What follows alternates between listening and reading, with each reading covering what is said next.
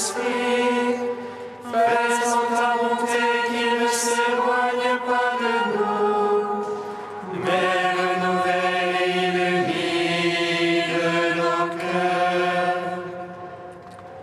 Pose sur nous ton regard, pénètre-nous de ta splendeur, que ton esprit nous fasse goûter ce qui est droit, qu'il redresse ce qui dévie et réunisse ton peuple dispersé par le péché. Car tu es venu, Seigneur Jésus, pour nous sauver en ton amour. Toi qui enduras la mort au milieu du jour, et par ta résurrection à tout rempli de gloire. Avec le Père et le Saint-Esprit, nous te louons.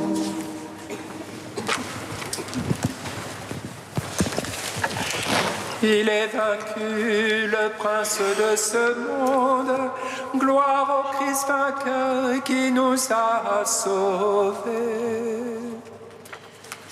Il est vaincu, le prince de ce monde. Gloire au Christ vainqueur qui nous a sauvés. Par ce don, le péché est entré dans le monde, et par l'obéissance d'un seul, nous sont venus la grâce et la vérité. Il est venu chez lui, et nous avons vu sa gloire, et de sa plénitude, nous avons tous reçu. Il est vaincu, le prince de ce monde. Gloire au Christ vainqueur qui nous a sauvés. Béni soit Dieu qui nous appelle ses enfants. Et de notre don, nous sommes enfants de Dieu. Mais quand se révélera sa gloire, nous lui serons semblables, car nous le verrons tel qu'il est. Il est vaincu, le prince de ce monde. Gloire au Christ vainqueur qui nous a sauvés. Psaume 118, strophe 9. Celui qui croit à ma parole est passé de la mort à la vie. Celui qui croit en ma parole est passé de la mort à la vie.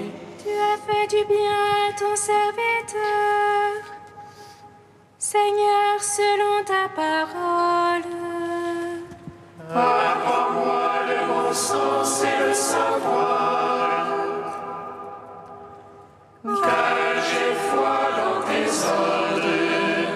Avant d'être affligé, je m'égarais. Maintenant, j'observe ton message. Toi, le bon, le bienfaisant,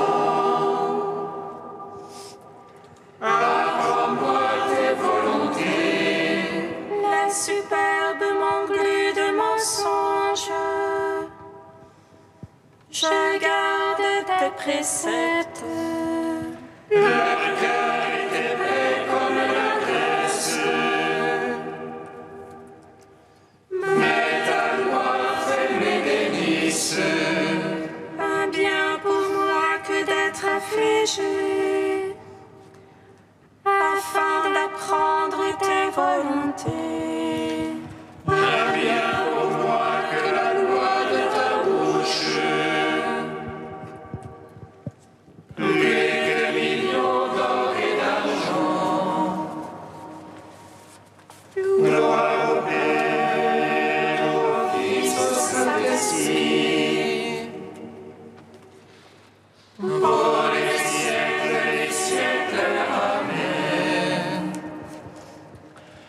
Celui qui croit en ma parole est passé de la mort à la vie. Psaume 21.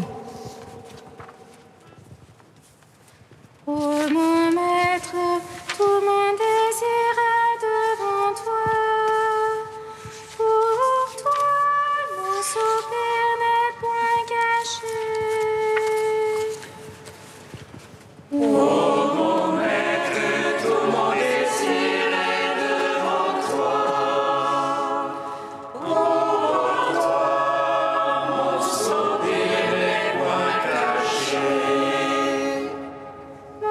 Mon Dieu, pourquoi m'as-tu abandonné?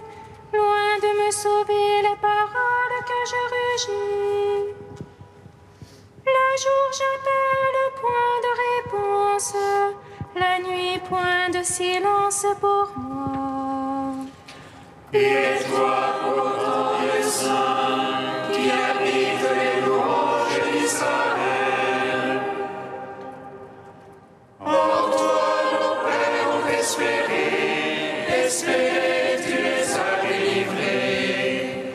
Vers toi, quand ils criaient, ils échappaient. En toi, ils espéraient jamais enfants. Et moi, vers nos points aube, honte du genre humain, rebut du peuple. Tous ceux qui me voient me bafouent, ils ricanent et hochent la tête. Ils se remisent au Seigneur qui le libère, qui le délivre puisqu'il est son ami. C'est toi qui m'as tiré du sang, confié aux mamelles de ma mère. Sur tes genoux, je fus jetée dès ma naissance. Dès le sein de ma mère, c'est toi, mon Dieu. Ne sois pas loin, proche et l'angoisse, pour moi, point de secours. Les taureaux nombreux me cernent, de fortes bêtes de race m'encerclent. Contre moi bâillent leur gueule, lions lacérants et rugissants. Je suis comme l'eau qui s'écoule, et tous mes os se disloquent. Mon cœur est pareil à la cire, il fond au milieu de mes entrailles. Mon palais est sec comme un tesson, ma langue est collée à la mâchoire. Des chiens nombreux me cernent, une bande de vauriens m'assaille. Ils me percent les mains et les pieds, tu me couches dans la poussière de la mort. Je veux compter tous mes jours, ces gens me toisent, me surveillent. Ils partagent entre mes amis et tirent au sort mon vêtement. Mais toi, Seigneur, ne sois pas loin, oh ma force, vite à mon aide. Délivre de l'épée mon âme, de la patte du chien mon unique. Sauve-moi de la gueule du lion, de la corne du taureau, ma pauvre âme. Gloire au Père, au Fils, au Saint-Esprit, pour les siècles des siècles. Amen. Ô mon Maître, tout mon désir est devant toi. Ô toi, mon soupir n'est point caché.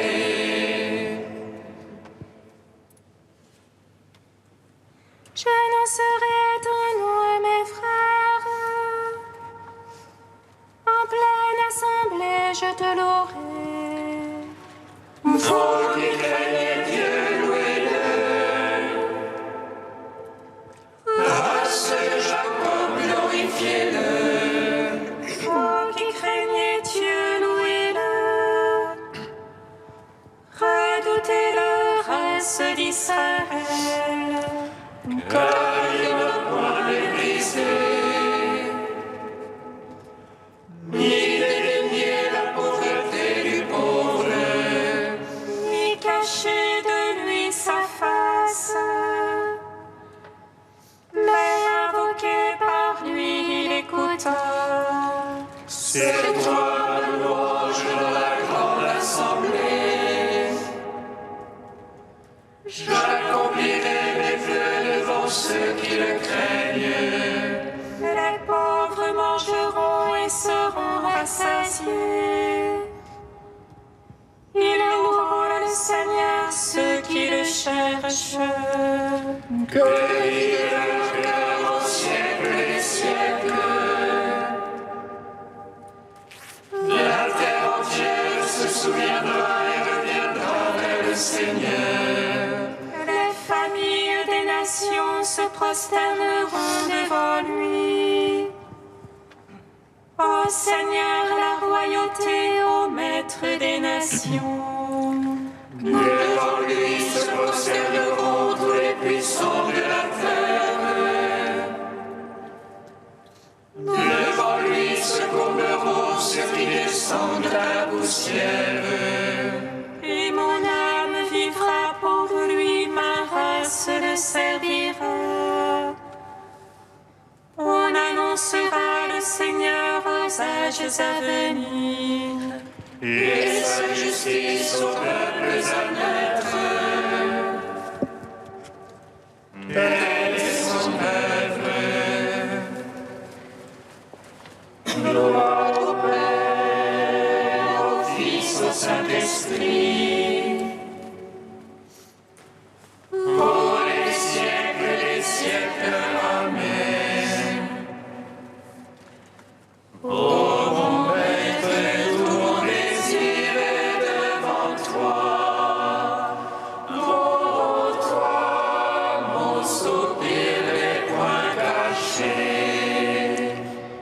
Cantique d'Isaïe 58, deuxième partie, page 301. Ne savez-vous pas le jeûne qui me plaît? Eh bien, voici, dit le Seigneur. Rompre les chaînes injustes, délier les liens du jour. Envoyer libre les prisonniers, briser tous les jours. Partager ton pain avec la famille, héberger les pauvres sans abri. Vêtir celui que tu vois nu, ne pas t'esquiver devant ton frère. Alors ta lumière poindra comme l'aurore, ta blessure sera vite cicatrisée. La justice marchera devant toi, et la gloire du Seigneur te suivra. Si tu cries, le Seigneur répondra. À tes appels, il dira, me voici. Si tu exclus le joug de chez toi, le geste menaçant et les propos impies, si tu donnes ton pain à l'affamé, si tu rassasies l'opprimé, Ta lumière se lèvera dans les ténèbres, et tes ombres deviendront plein midi. Le Seigneur te guidera constamment, il te rassasiera au désert. il te rendra la vigueur, tu seras comme un jardin bien arrosé, comme une source d'eau dont les eaux sont intarissables.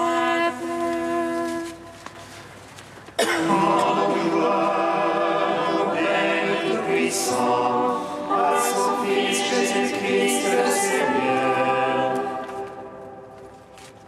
Par l'Esprit qui habite en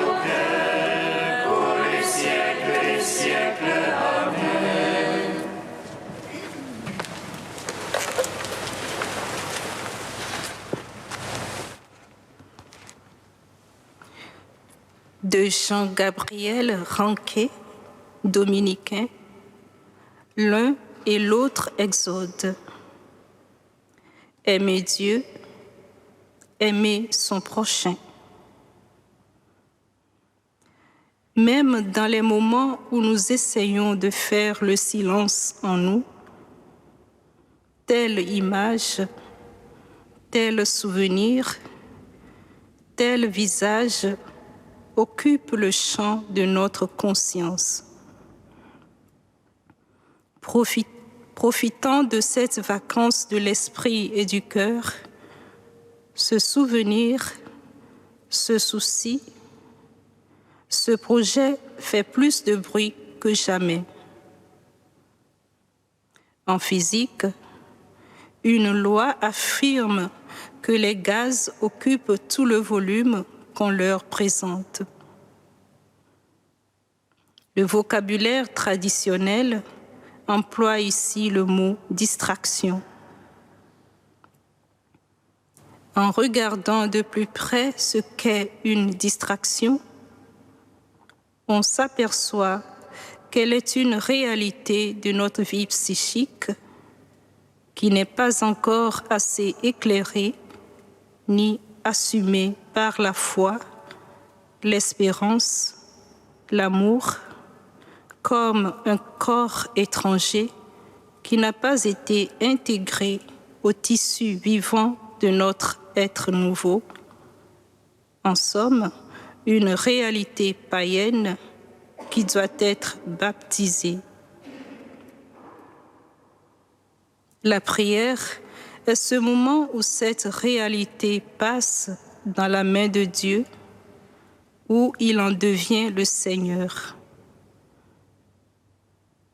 Ce qui fait la matière courante de notre histoire humaine devient ainsi l'étoffe de notre histoire sainte. À moi de m'en saisir dans ma rencontre avec Dieu, de l'exposer à son regard, de discerner, autant que faire se peut, ce qui est là, bon grain et ivraie. Voilà qui est particulièrement vrai quand il s'agit des autres, de ceux que l'Évangile appelle les prochains, c'est-à-dire, en fait, tous les autres. L'autre n'est jamais un gêneur. Tout dépend de la manière de le porter en nous. À quel étage nous habite-t-il? Il faut le pousser en cette part de nous-mêmes où Dieu habite et que nous fait rejoindre la prière. Parler à Dieu de l'autre, l'éclairer à la lumière de Dieu, la foi. Le prendre dans l'élan qui nous pousse vers Dieu, l'espérance.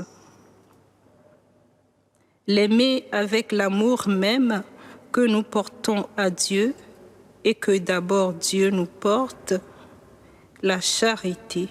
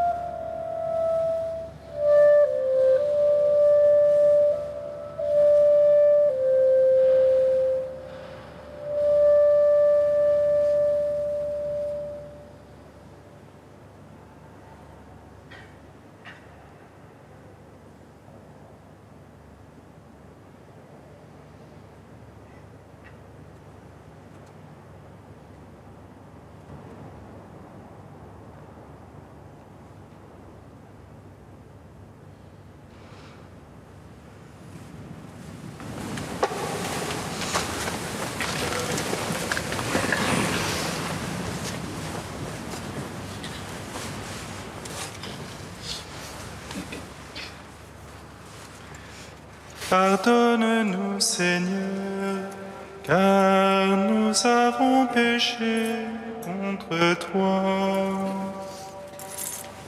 Pardonne-nous, Seigneur, car nous avons péché contre toi. Prendrai donc plaisir à la mort du méchant, et non pas plutôt qu'il se détourne de sa conduite et qu'il vive.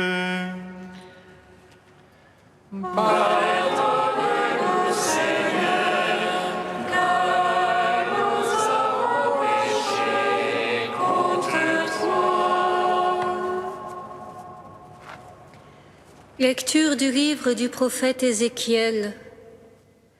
Ainsi parle le Seigneur Dieu. Si le méchant se détourne de tous les péchés qu'il a commis, s'il observe tous mes décrets, s'il pratique le droit et la justice, c'est certain, il vivra, il ne mourra pas.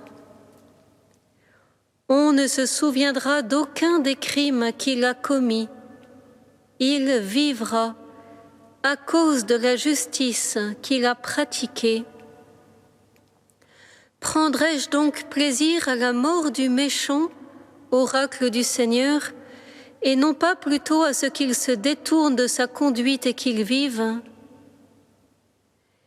Mais le juste, s'il se détourne de sa justice et fait le mal, en imitant toutes les abominations du méchant, il le ferait et il vivrait? Toute la justice qu'il avait pratiquée, on ne s'en souviendra plus. À cause de son infidélité et de son péché, il mourra. Et pourtant vous dites, la conduite du Seigneur n'est pas la bonne.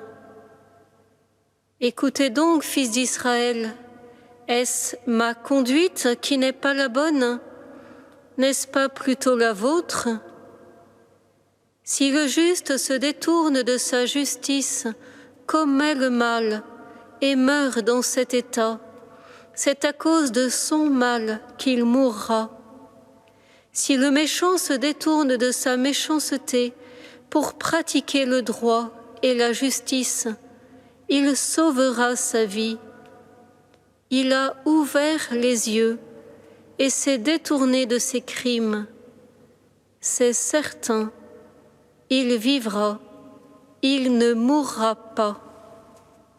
Gloire à toi, ô Dieu vivant, gloire à toi.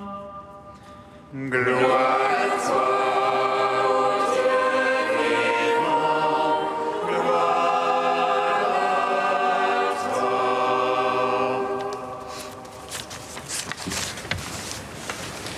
C'est une question de vie ou de mort. Depuis le début du carême, la liturgie nous le dit. Et aujourd'hui, Ézéchiel nous affirme que la conversion est pour nous une question de vie ou de mort. Il n'y a pas d'entre-deux. Au début de son chapitre 18, donc juste avant notre passage, le prophète pose avec clarté la notion de responsabilité personnelle. Celui qui a péché, c'est lui qui mourra. Un fils ne portera pas la faute de son père, ni un père la faute de son fils. Au juste sera imputée sa justice, et au méchant sa méchanceté. Puis, dans notre texte, Ézéchiel peaufine sa déclaration. Tout n'est pas joué d'avance. Ton passé est marqué par le péché, tu n'es pas déjà condamné. Si tu te convertis, tu peux être sauvé. Le temps qu'il te reste à vivre t'est offert pour cela, car le Seigneur veut te faire la grâce de la conversion. Tu as vécu juste là comme un juste, tant mieux, cela rend gloire à Dieu. Mais ne va pas t'imaginer que cela te donne quelque sécurité. Tu ne peux pas capitaliser ta conduite passée pour t'autoriser ensuite quelques incartades. Le Seigneur ne fait pas la moyenne entre nos bonnes et mauvaises actions. Il regarde l'orientation de notre cœur. Dieu regarde si, au fond de nous-mêmes, nous choisissons la vie, sa vie, ou si nous optons pour la mort. Et, dût-il en avoir le cœur brisé, il respecte notre liberté. Jésus n'est pas venu nous enseigner autre chose.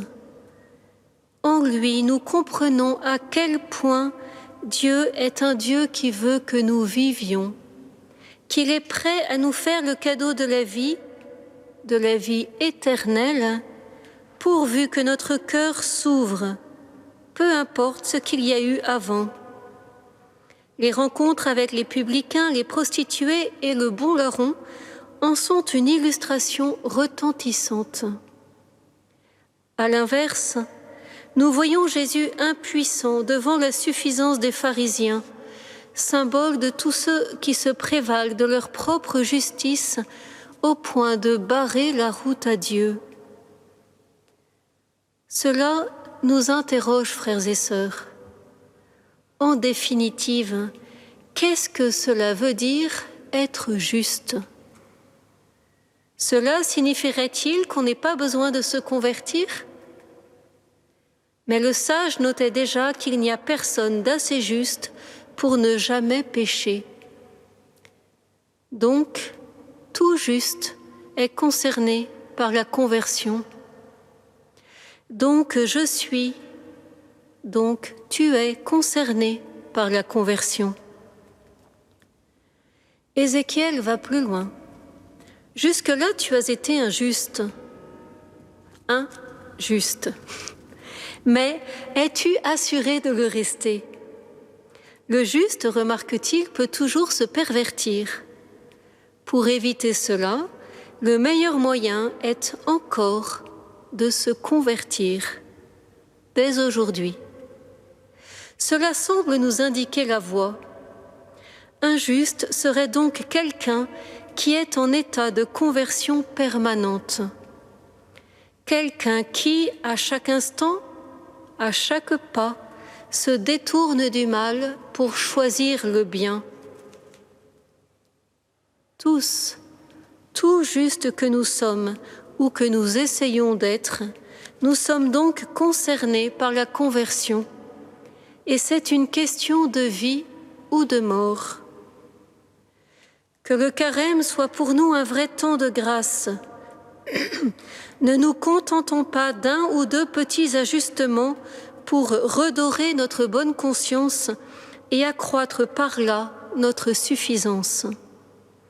Mais ouvrons les yeux et contemplons l'immensité de l'amour de Dieu manifesté en Jésus-Christ.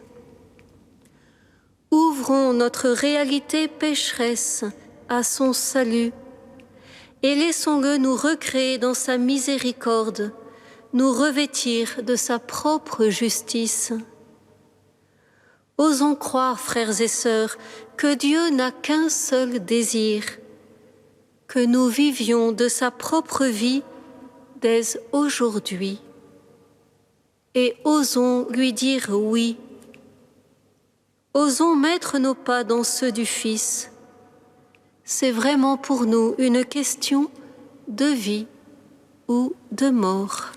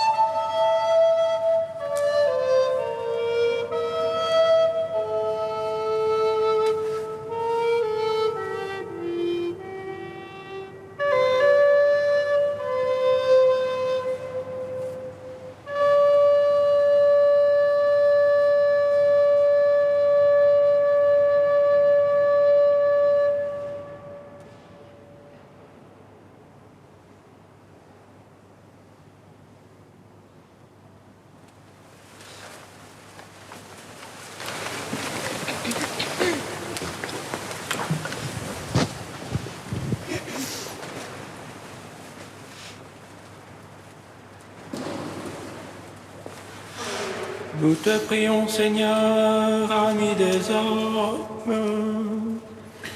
Nous te prions, Seigneur, ami des hommes.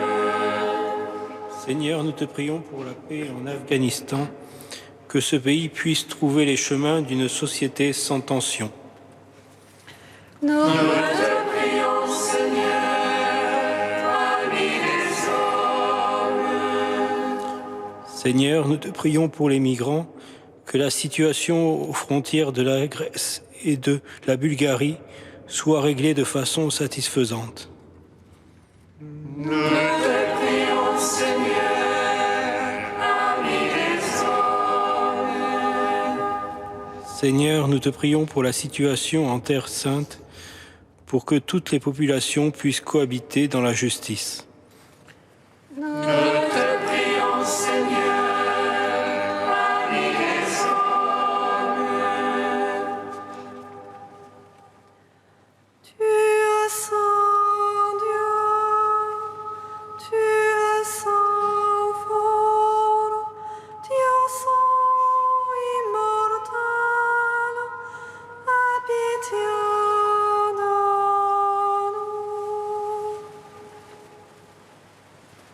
Tu es saint Dieu, tu es saint fort, Dieu saint immortel, aie pitié de nous. Tu es saint Dieu, tu es saint fort, Dieu saint immortel, aie pitié de nous. Gloire au Père, au Fils et au Saint-Esprit, maintenant et toujours et dans les siècles des siècles. Amen. Dieu saint immortel, aie pitié de nous. Tu es saint Dieu, tu es saint fort, Dieu saint immortel, aie pitié de nous. Comme nous l'avons appris du Sauveur, et selon son commandement, nous osons dire...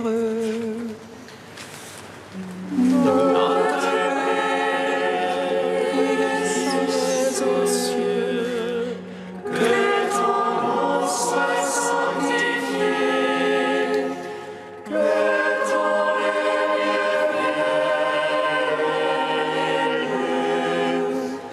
que ta volonté soit faite sur la terre comme au ciel. Donne-nous aujourd'hui notre pain de ce jour. Pardonne-nous nos offenses, comme nous pardonnons aussi à ceux qui nous ont offensés. Et ne nous laisse pas entrer en tentation, mais délivre-nous du mal. Accorde à tes fidèles, Seigneur, de s'appliquer de toute leur âme à la préparation de Pâques, que le renoncement imposé à notre corps porte en chacun de nous des fruits spirituels. Par Jésus-Christ, ton Fils, notre Seigneur et notre Dieu, qui vit et règne avec toi et le Saint-Esprit, maintenant et pour les siècles des siècles. Amen.